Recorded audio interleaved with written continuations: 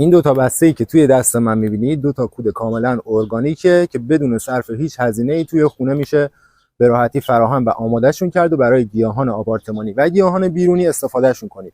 خوبی این نوع کودا اینه که هیچ هزینه‌ای نداره آماده کردنشون، کاملا مفیده و میتونه به رشد گیاهانتون کمک کنه. تا آخر ویدیو همراه من باشید تا توی این ویدیو در رابطه با ساخت این نوع کود براتون توضیح بدم و توی یک ویدیوی جداگونه در رابطه با ساخت کود دوم هم براتون آموزش خواهم گذاشت. با من تا آخر ویدیو همراه باشید. کود سفیدی که توی دست من می‌بینید در واقع همین پوست تخم مرغی هست که ما توی خونه‌هامون تخم مرغ رو استفاده می‌کنیم و پوستش رو دور می‌ریزیم. می‌خوام روش اصولی و دقیقش رو براتون توضیح بدم که چطوری اون رو آماده کنید. حداقل 24 ساعت این پوست تخم مرغ‌ها رو زیر نور مستقیم آفتاب بذاریم. 24 ساعت یا 48 ساعت، هر چقدر بیشتر باشه بهتره. این کار دو تا مزیت داره. مزیت اول اینه که نور خورشید باعث میشه که این پوست تخم مرغ‌ها کاملا خشک بشه و زمانی که شما میخواید اونها رو پودرشون کنید به راحتی پودر بشه و تکه‌های ریزتر تبدیل بشه. مزیت دوم اینه که نور مستقیم آفتاب باعث میشه که این پوست تخم مرغ‌ها کاملا ضد عفونی بشه و اگر میکروبی هم همراهشون باشه با نور طبیعی خورشید به راحتی ضد عفونی میشه و از بین میره. دیگه بعد از اینکه 48 ساعت شما پوسته ها رو زیر نور گذاشتید به دو روش، یا میتونید آسیابشون کنید دقیقا مثل اینی که من توی این پاکت گذاشتم کاملا پودر میشه، یا اینکه میتونید اونها رو بکوبید. حالا به هر وسیله میتونید اونها رو بکوبید و خوردشون کنید. هر چقدر سایز این پوسته ها کوچیک‌تر باشه و به پودری شدن برسه خیلی راحت‌تر تجزیه میشه و میتونه در اختیار گیاه قرار بگیره. حالا چطوری باید این پوسته ها رو ما برای گیاهان آپارتمانی و برای گیاهان بیرونی استفاده کنیم در ادامه در رابطه با استفاده کردن برای گیاهان بیرونی برای شما توضیح میدم و در پایان ویدیو بهتون میگم که چطوری بتونید برای گیاهان آپارتمانی هم به راحتی استفادهشون کنید تا باعث قارچی شدن و جذب آفات نشه و موادش هم به راحتی در اختیار گیاهتون قرار بگیره. به این صورت روی سطح خاک بریزید و دور تا دور گیاهانتون اون پودری که به دست اومده رو اینجوری بپاشید.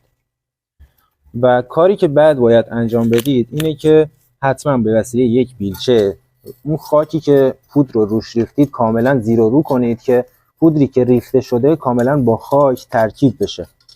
و بعد از اینکه شما آبیاری رو انجام میدید خیلی سریعتر و بهتر این پودرها تجزیه میشه، پوسیده میشه و سریعتر در اختیار گیاهانمون قرار میگیره و چون حاوی مقدار زیادی کلسیم هست میتونه به ساختار برگ و ساقه گیاهانمون کمک کنه و به رشدشون هم خیلی میتونه کمک کنه و تاثیرگذار باشه. اینا هم سبزیایی هست که من تقریبا 2 هفته پیش کاشتم، تربچه‌هایی هست که توی سبد کاشتم. حتما در رابطه با روش ساخت کاشت سبزیجات داخل سبد توی خونه توی فضای کم هم براتون ویدیو میذارم و نمونه مشابه همین سبزی‌ها رو براتون آموزشش رو حتما میذارم. اگر که فضایی که خواستید پودر رو بریزید اینطوری پوشیده بود و فضای خالی نداشت و شما نمیتونستید که اون فضا رو خاکش رو زیر و رو کنید، اشکالی نداره، فقط کافیه که به این صورت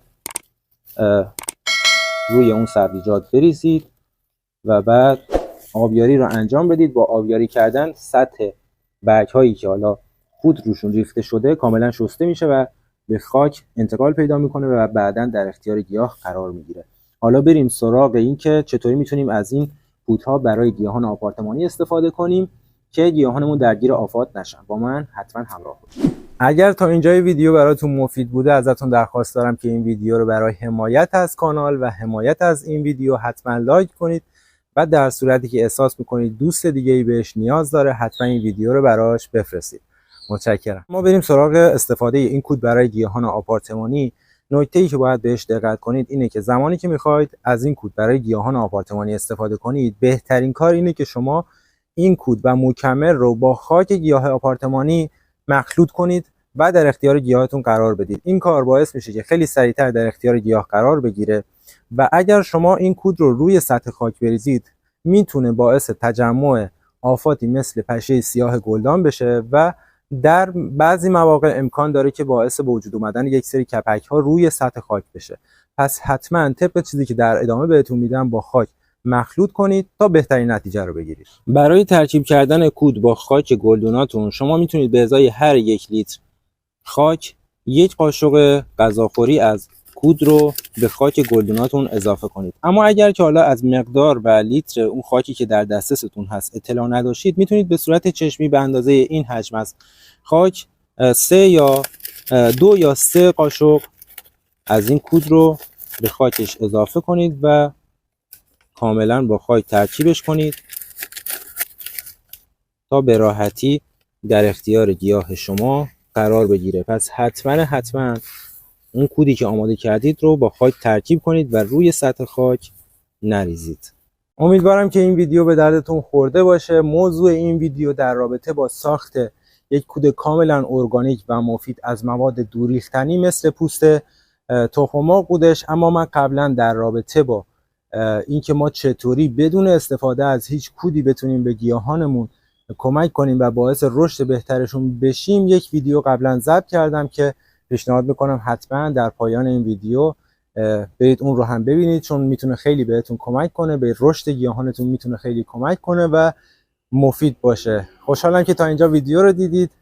حتما اگر تا به الان کانال رو سابسکرایب نکردید لطف کنید و کانال رو سابسکرایب کنید و با من همراه باشید. تا ویدیوهای بعدی، خدا نگهدار.